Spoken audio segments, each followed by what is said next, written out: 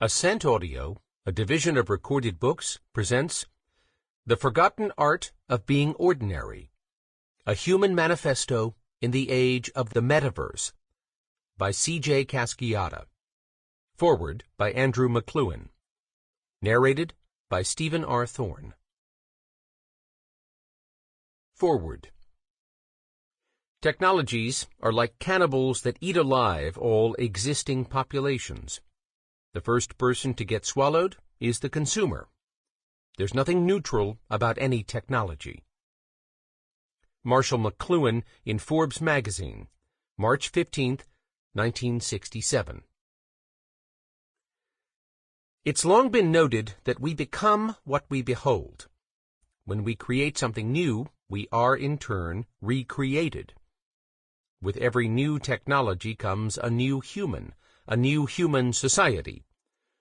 When we change who we are, we change what matters to us, our values.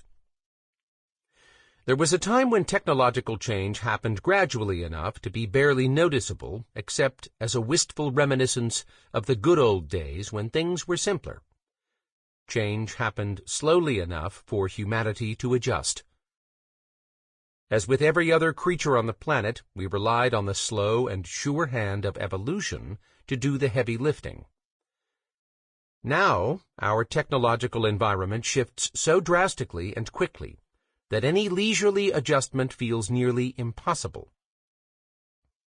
On the contrary, in recent centuries, the pace and scale of technology has sped up and grown so vast that we have whiplash from the metamorphosis. We're confused, dismayed, and dragged along in the wake of our own progress. As our discomfort increases, so do our chances of doing something about our situation, because even though we know something's not right, we're too jostled to clearly discern what that something is. We are, however, not helpless. While it may be common to think that technological change is simply too big to be understood, much less controlled, that isn't necessarily the case. The 21st century allows us more agency, more autonomy, and more capacity for understanding than we realize. It's not easy, but it is possible. My grandfather, Marshall McLuhan, might have 21st century citizens remember it's in the development stage that we arrange what will be the personal and social consequences of our innovations. But it isn't until the deployment stage that we pass the point of no return.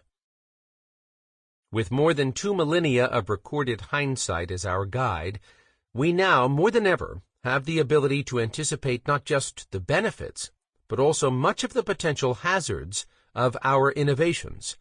We just need the will. We can become much more intentional about how and why we develop and introduce technologies. To do that, we have to think differently about technologies, broadening our awareness and deepening our understanding. We need to be more concerned with what technologies might do with us than what we might do with them. Here lies hope. Eventually, we know, we have to wake from our inertia and confront our challenges. There comes a point when we can't ignore them anymore.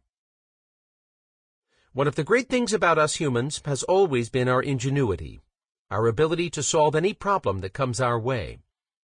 I firmly believe that we can figure this out, and it might be simpler than we think, more ordinary, as my friend C.J. explains, than we've been strategizing. It might mean changing not just the ways we regard our technologies, but how we regard each other. No, technology is not neutral, but neither are humans once they realize it. Andrew McLuhan, Bloomfield, Ontario, 2023. Preface. Volumes have been written on what media technology is doing to our individual and collective psyches. Social scientists, economists, technologists, and mental health experts have all contributed to this vast and crucial conversation. I hold none of these titles, a fact I admit intimidates me a bit when I consider you selecting this book and deciding whether or not to listen to it. I am, however, someone who makes a living creating media, trying my best to contribute words and pictures that improve our collective human journey in my own small way from my own little corner of the universe. I have done this very imperfectly, and at times I feel like media has gotten the best of me. Yet this is exactly why I am interested in exploring how we can use media technology wisely, rather than allow it to use us. I'm also one of the very first digital immigrants, having grown up between the Gen X and millennial generations. I can remember swinging my fingers around our rotary phone. I can recall my family unboxing an America Online startup CD-ROM and connecting us all to the wild, wild web for the first time. My teenage years were spent enduring that annoying dial-up sound, hoping it wouldn't wake my parents in the other room or rack their phone bill up too high. I distinctly remember watching the O.J. Simpson verdict live and the premiere of American Idol just a few years later, opening my first flip phone like I was Clint Eastwood, dueling in some spaghetti western, using my college email account to sign up for the Facebook, and purchasing my first iPhone. I've witnessed what social psychologist Jonathan Haidt calls the progression of media's purpose from connectivity to performance firsthand, up close and personal. As someone who puts food on the table creating words and pictures, I am both exhilarated and haunted by the global unveiling of AI image generators and programs like ChatGPT during the final stages of writing this book. I wonder how exponentially different media technology will look by the time you hear this. Last, I'm a parent. I wrote most of this book between necessary doctor's appointments, requests for more Cheerios, and sprints to dance practice. I've often had to close my laptop in the middle of an introspective thought to address my kids' own urgent introspections, questions about the universe, their friendships, and whether a killer whale would beat a great white shark in a battle. Spoiler, the whale always wins. Like every parent, I've had to wrestle with the inevitable consequences that come with introducing media technology to our children, or withholding it. I've deliberated over how to raise healthy humans in an age of personal brands and algorithmic influencers under the dominion of an ever-branching Metaverse. There are varying points of view on what the term Metaverse means. I give my own detailed definition in Chapter 2. All the while, wobbling around this new landscape myself. I've allowed myself an extra pour on certain evenings over the past several years, after another troubling news story stopped us all dead in our tracks. I'll think about the world my kids will inherit, how the choices we make about what we value, and where we choose to direct our attention will ultimately affect them. I find myself devoting much of this thought to how we handle our tangled relationship with media, technology, and the metaverse, because I believe if we can get a grasp on that, a host of other problems will start to solve themselves. The following sections are my humble attempt to form that grasp, to curl my fledgling fingers around a stubborn and twisted branch for the sake of any listener who, like me, finds themselves weary of a world that feels overrun by electronic devices and deprived of human connection. The answer has never been to go back to the Dark Ages. The answer is to unearth the Renaissance. I've come to believe it's murmuring inside the bones of ordinary people like you and me. Chapter 1. Branding is for cows. Belonging is for people. Old Haunts. Don't remember me in stone.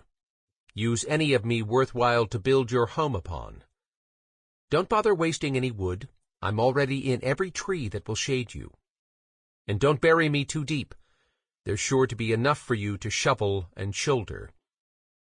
But perhaps think of me in the most normal corners of your day, between the kitchen sink and the dishwasher, next to the cup ring on the dresser, while you're managing the dust bunnies or going back for milk, because those are the places where I often forgot where I was, and who you were, and what we had, which was everything. You are not a brand. You are a strange amalgamation of dust and consciousness born into the world against all perceivable odds. To believe that you are a brand is to dissociate yourself from such reality and exchange it for the illusion of control. That dissociation, the disconnect between you and the clay beneath your feet, is the subject of this book.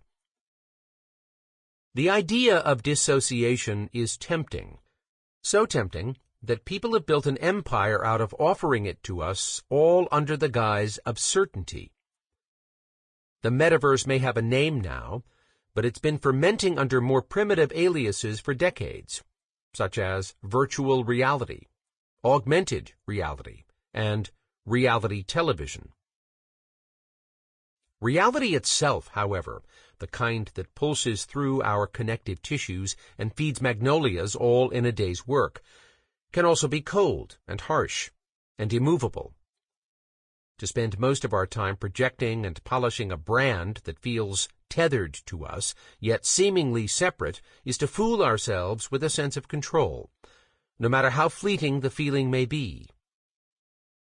This tethered but separate feeling, mused upon by mystics and prophets throughout the ages as the battle between the true and false selves, has never been so perfectly on display, so acutely identifiable, as with the rise of the personal brand, a collection of distant, cloud-held zeros and ones standing in for the molecular masterpiece of ordinary flesh and bone.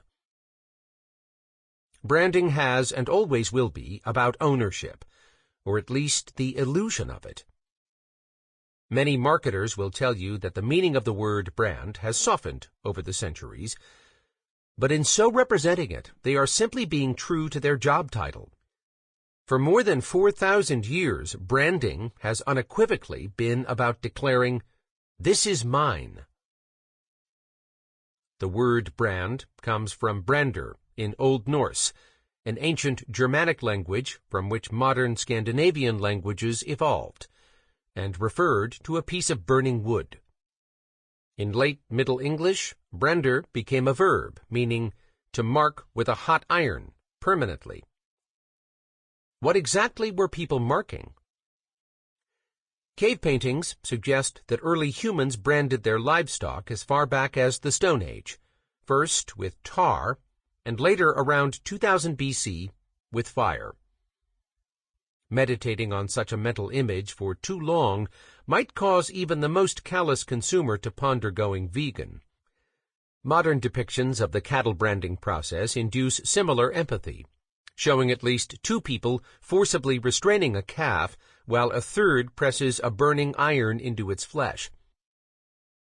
Branding has always been an imposing act, an effort to singe and sear one's identity into another's. It's objectifying.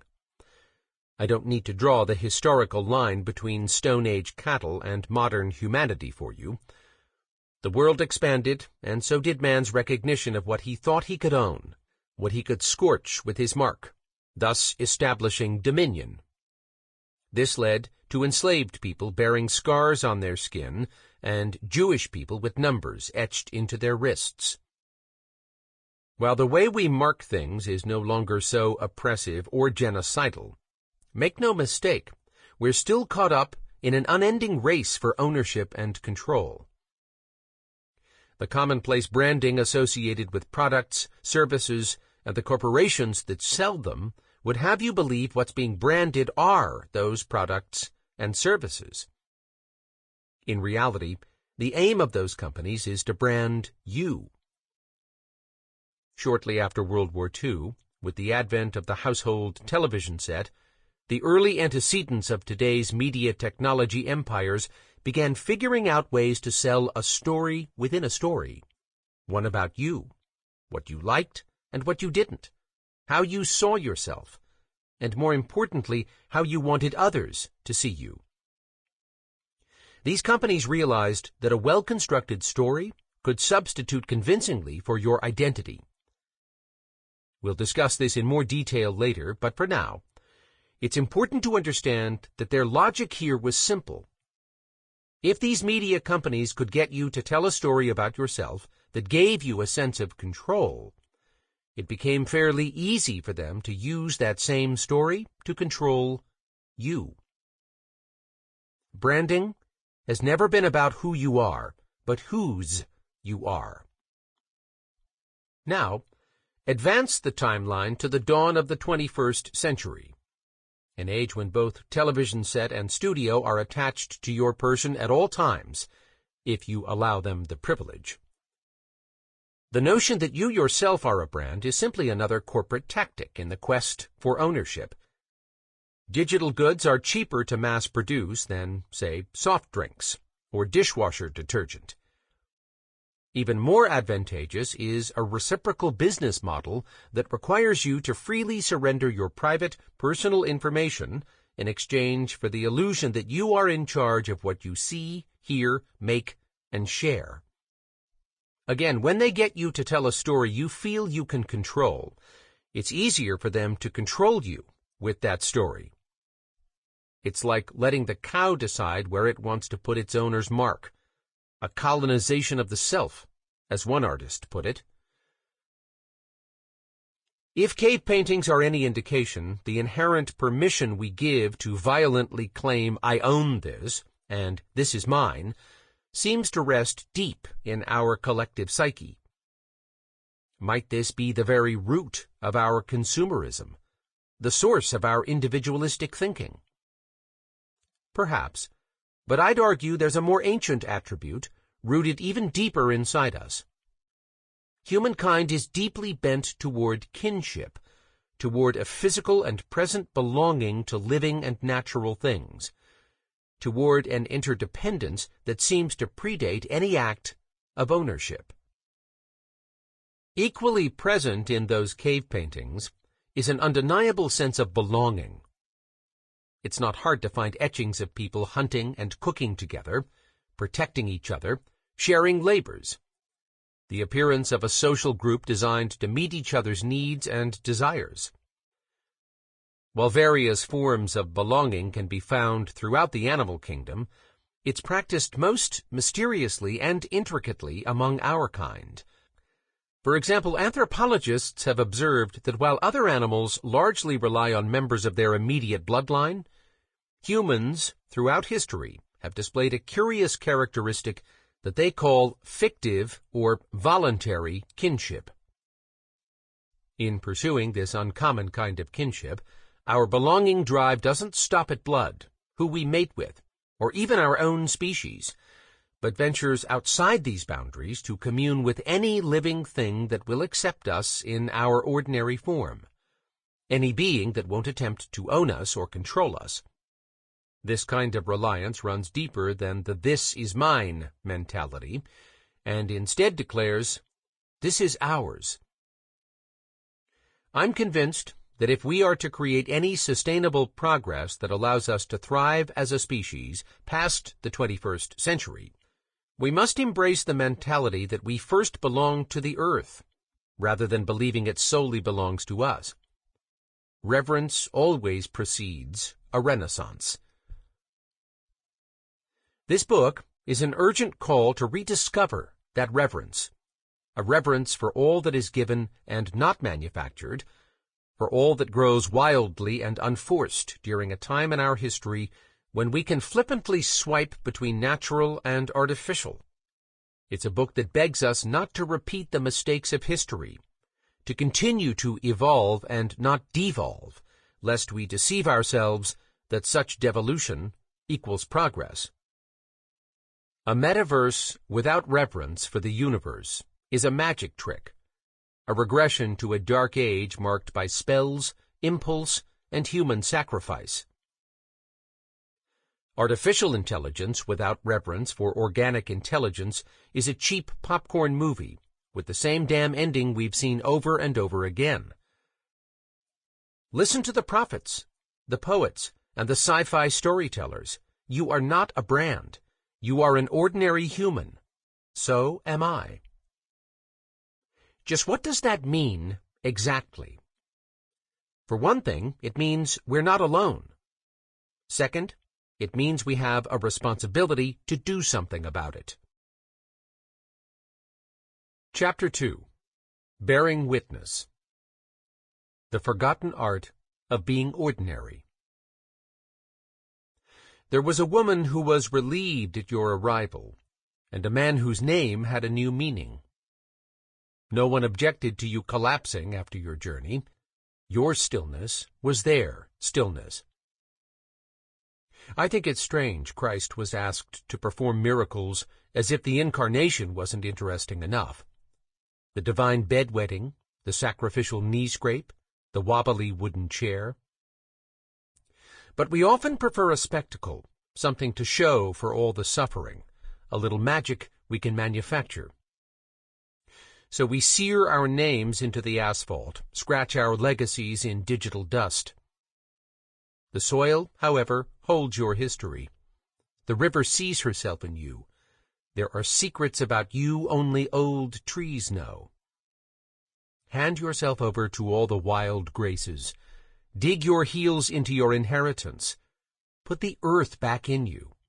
Practice the forgotten art of being ordinary. In an age when you can be anything you want, why would anyone choose to be ordinary? After all, the 21st century is the age of the Metaverse. Well, that's a vague buzzword with many definitions. I mean the rapidly expanding media landscape we humans inhabit, an umbrella term for the second world we occupy online, where digital expressions of ourselves stand in for our ordinary flesh and blood. To me, any innovation labeled as the Metaverse is simply the next iteration of a world we've been collectively building for a long while. The Metaverse invites us to build and brand whatever identity we desire and cast it like a shadow onto its walls. Our physical bodies remain the same, but in the Metaverse we can make those shadows bigger and more encompassing so that our ordinary selves pale in comparison. By contrast, to be ordinary is to realize the magnificent potential of such shadow casting, and instead draw the shades wide open on ourselves, causing the very things others may require or expect us to magnify to shrink under the influence of such blanketing light. It's a conscious effort to look at the limitations of our own flesh and blood with the same kindness and generosity we offer our most curated and idealized projections. This practice isn't a lessening of one's self, but a return to it. If it weakens anything, it takes power away from our meta-projections and redistributes it back into the hands that carry the blessing of being able to feel dirt and wind and another skin.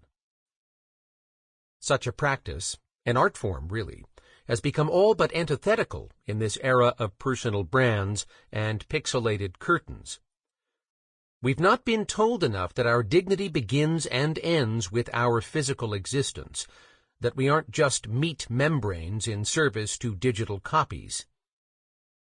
Absent this advice, we end up not seeing each other anymore. Instead, we engage each other's media. That 1 degree of separation is important, especially when many of us go about our day unconscious of the fact that it even exists. And here is where the greatest challenge lies. To be ordinary is not to be curmudgeonly, to move around with a sense of cynicism about the state of it all, to tell the 21st century to get off my lawn, an attitude of which I've often found myself guilty, is in reality its own kind of self-infatuation. It falsely excuses us from having to engage the era in which we find ourselves and isolates us from a culture that will continue to advance technologically, whether we participate or not. This detached attitude still finds us whittling away, creating our own kind of personal brand, a projection of superiority and ambivalence, one that points a finger rather than lends a hand. What, then, does it mean to be ordinary, if it's not being a relic or a hermit, or for that matter, someone who welcomes this ever-intensifying mediaverse without a thought of concern or reflection? The forgotten art of being ordinary is also the art of bearing witness to something other than ourselves. It's the practice of telling each other's story instead of following the impulse to broadcast our own. It's leveraging the technology afforded to us not to construct a more perfect version of ourselves, but rather to reconstruct the untold and fragmented narratives of those with whom we find ourselves in uncompromised communion. Growing up in a fundamentalist environment, I learned to fear humility. The thought of being humbled by God, being made a fool because of any mismanaged pride, robbed like Job of anything good just to teach me a lesson, was enough to keep an already neurotic 12-year-old up at night. I had no idea humility could feel so much like freedom, that its Greek root was the word praus, or power under control. I had no notion that the blessed removal of 1,000 fig leaves could end in the confidence one only carries when one no longer needs to carry anything else. To be ordinary, to be humble, is to be assured of your own completion without the need for any augmentation, any additional branding or metaversion, which, as we know, defies conventional corporate thinking and threatens the well-worn tactics of many media technology gatekeepers. So, the task in front of us is large, to redefine how we choose to arrive at the shores of the metaverse, to handle the powerful chemical reaction of media and technology with more care than what's expected, protesting where it harms us, and reimagining its potential to point us back to the beauty and abundance that lie in our ordinary, in real-life selves. It would be irrelevant, if not vain, to fill this book solely with warnings of the dangers of modern media we've mistakenly labeled as social. By now, most of us have heard about and experienced its addictive nature and corrosive consequences. What I will say is this. Just as 20th century citizens found themselves living through the Great Depression, today, in the 21st century, we are living through another crisis, the Great Distraction. We have every technological benefit at our fingertips, and we're using them primarily to uncouple ourselves from the native souls we incarnate until the gift of our consciousness is made homeless. Therefore, I refuse to accept the frequent response that we cannot harness or control what seems all-consuming, that those consequences are somehow out of our power, that the boundaries of the metaverse cannot be re-identified, recategorized, and put in their proper place. We, ordinary humans, are more resilient than that. So, for all our acknowledgement of the problems and challenges surrounding this conundrum, rather than continuing to shout, "Get off my lawn," I'd like us to spend our time together attempting to carve out some streams, form some handholds, and mold together the solutions within our grasp to the crisis of communication in which we find ourselves. One of my favorite long-standing documents for guiding how humanity should act toward each other and their environment is the paradoxical collection of blessings from Christ's Sermon on the Mount, known as the Beatitudes, or supreme blessings designed to kindle happiness. To cite two examples, "Blessed are the meek, for they shall inherit the earth. Blessed are the merciful, for they shall receive mercy." The list goes on to 8 to 9 total, depending on how you interpret them. In the forthcoming chapters, I'll lay out what I'm facetiously dubbing the Beatitudes of Media. Sample complete. Ready to continue?